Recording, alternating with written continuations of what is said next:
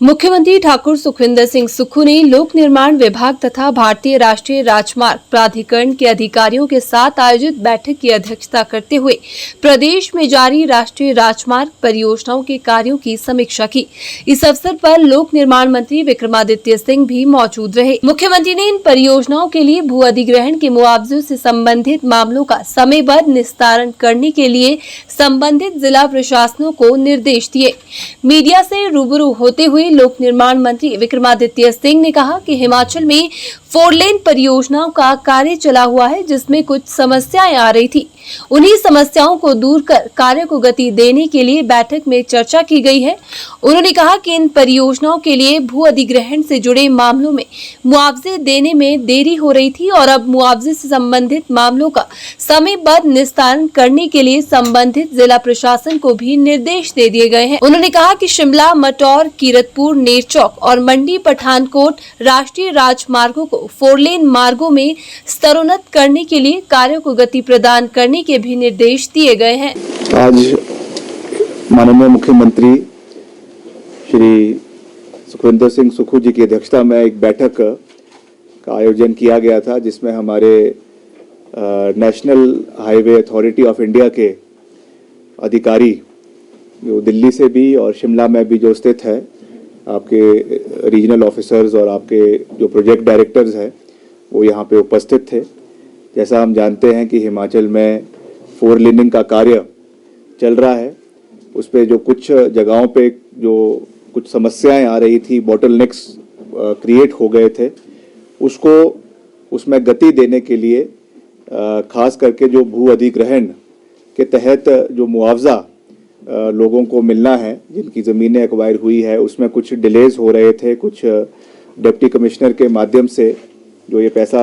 वितरित होना है उसमें कुछ विलम्ब आ रहा था, इसलिए ऑनलाइन तरीके से डिप्टी कमिश्नर के साथ भी बैठक हुई, उनको भी उसमें जोड़ा गया और उनके साइड से जो इसमें कुछ समस्याएं आ रही थी उसको जल्द से जल्द उसका निवारण करने का प्रयास करवाया जा रहा है। उसके सख्त निर्देश मुख्यमंत्री जी ने जो है वो हमारे कंसर्न जो डिप्टी कमिश्नर्स है और वहाँ के जो हमारे काला ऑफिसर्स हैं, यानी जो वहाँ के एसडीएम्स हैं जिनको ये अथॉरिटी दी गई है, उसको उनको करने का प्रयास किया। और इसके साथ साथ जो हमारा शिमला, मटौर, आपका कीरतपुर, नेरचौक और मंडी पठानकोट राष्ट्रीय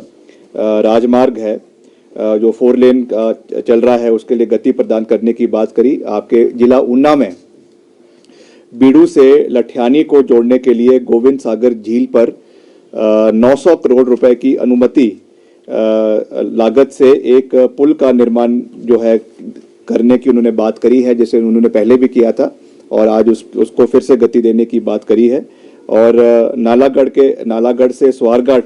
के विस्तारीकरण पर 600 करोड़ रुपए और काला आम्ब, पोंटा साहिब, देहरादून 4 लेन के विस्तारीकरण पर 1200 करोड़ रुपए और राष्ट्रीय मार्ग 503 अम्ब से ऊना और पंजाब सीमा से नदौन तक राष्ट्रीय राजमार्ग 03 के 4 लेन विस्तारीकरण उसको जो है गति प्रदान करने की बात करी। उसके साथ साथ हमारा जो शिमला शहर है, यहाँ पर भी आप जानते हैं कि 2 4 लेनिंग जो है वो शिमला शहर को जोड़ने जा रहे हैं। एक आपका जो शिमला आपका परवाणू से लेकर सोलन और सोलन से आगे जो है आपका